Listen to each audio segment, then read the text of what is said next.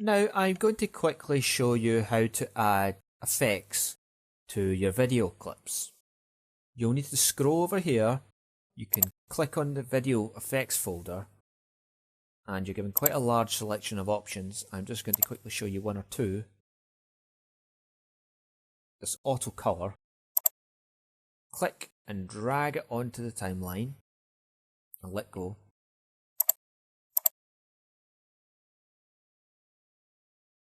Maybe not the most obvious and noticeable one. I'm going to show you another one. Image control, black and white. Click as before, click and drag onto the timeline. And now it's in black and white. The whole clip is in black and white.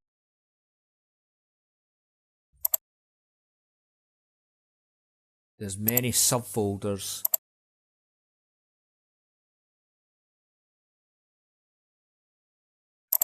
And if you want to add a camera blur, for example, use this clip, click and drag it on, and there you go, blur has been added. If you want to add audio effects, it's in its own folder. It doesn't have as many subfolders, and you can just drag it on. I was going to use a voice enhancer, but there's not much point. You drag it onto the audio part of your video, and this should enhance the voice. Or I should have shown you this. If you wanted to increase the volume, click and drag it onto this, and the same.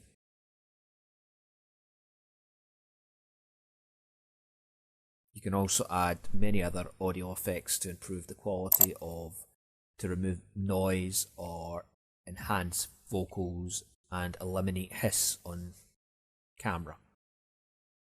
Now that seems good, and I'm sure many of you are looking forward to experimenting with sepia, negative and all these other effects that's on it.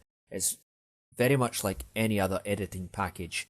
There's a lot of effects you can use which are quite cool, but what do you do when you say, nah, I'm not going for black and white, I'm going to go for sepia or some other effect, and you, well, I've chose black and white in one clip, how do I deal with it? Let's just say you don't want this shot blurred. How do you do it? Well, you can click on edit and undo.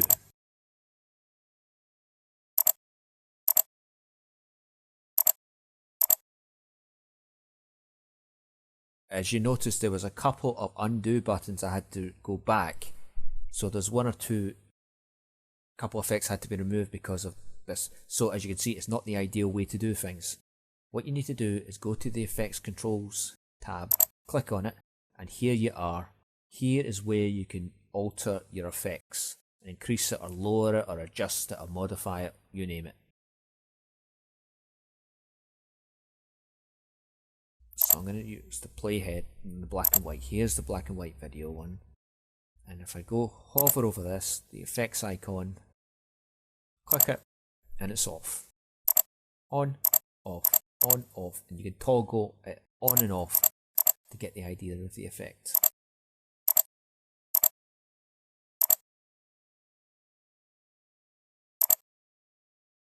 The edit and cut is how you can remove the effect from the library.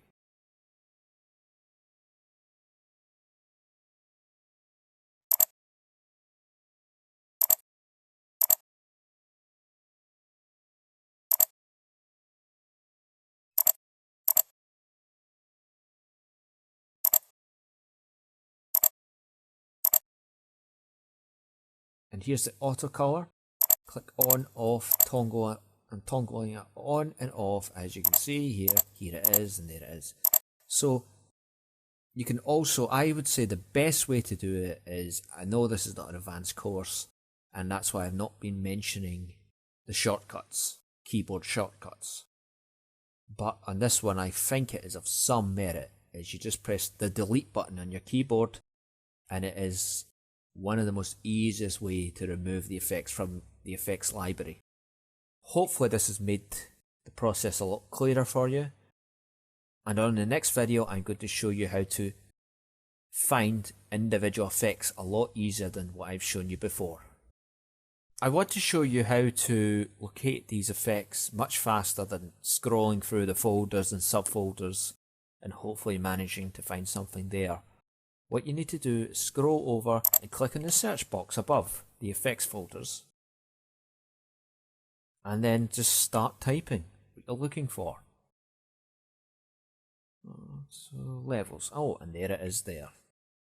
So scroll down, click on it and drag it onto the clip. And it has now been added to the clip. This is a fast way to find clips and add them. So if you go back to it, just click on the cross button to remove any of the history of the search, and you're back to normal.